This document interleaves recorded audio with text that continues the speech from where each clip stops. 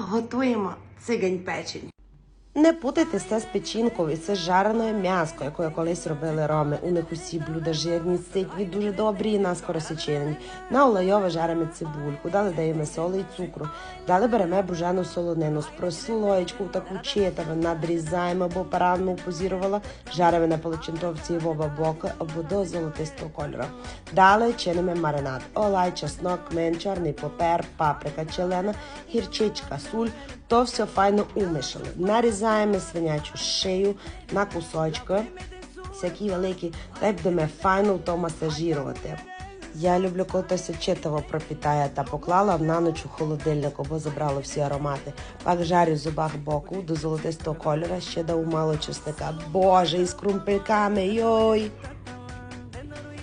Це настільки смачно. О, Боже.